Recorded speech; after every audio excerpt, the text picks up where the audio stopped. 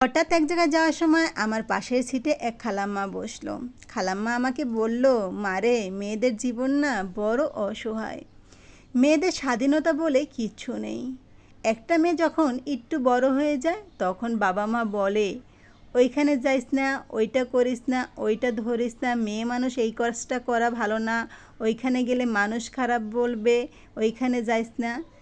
এরকম করতে করতে মেয়ে মানুষের শৈশবটা কিন্তু কেটে যায়। তারপরে হয় বিয়ে। বিয়ের পর তো আর এক জীবনে চলে যায়। তখন কি হয়, শ্বশুর শাশুড়ি স্বামী সবার মন জুগিয়ে চলতে চলতে মেয়েটা একদম অন্যরকম হয়ে যায়। এরকম করতে করতে সন্তান হয়। আস্তে আস্তে এক বুক আশা নিয়ে সে সন্তানটাকে মানুষ করে একটু যখন সন্তানটা যখন বড় হয়, যখন বিয়ে করে না, তখন আর এক জীবনে চলে যায়। তখন কি হয় জানো, তখন সেই বউয়ের খবরদারি চলে। তখন ছেলেটাই বলবে, তুমি ওইখানে গেছো, আমাকে কি বইলা গেছো, এই কাজটা করছো, কেন করছো? তাহলে বলো তো মেয়ে মানুষের জীবনটা কত। আসলে খালার মনে এক বুক কষ্ট।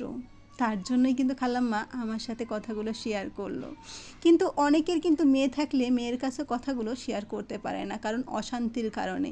কিন্তু আমি তো তার পরিচিত না, তার জন্য কিন্তু আমার কাছে একটু কষ্টগুলো শেয়ার করলো, আর আমি একটু কষ্টগুলো অনুভব করলাম। যেন যেরকম আমারও এক বুক কষ্ট আছে, কিন্তু বলার মতন কোনো মানুষ নেই। আমার মা আছে, আমার বোন আছে, তারপরে সবার কাছে তো সব কথা বলা যায় না।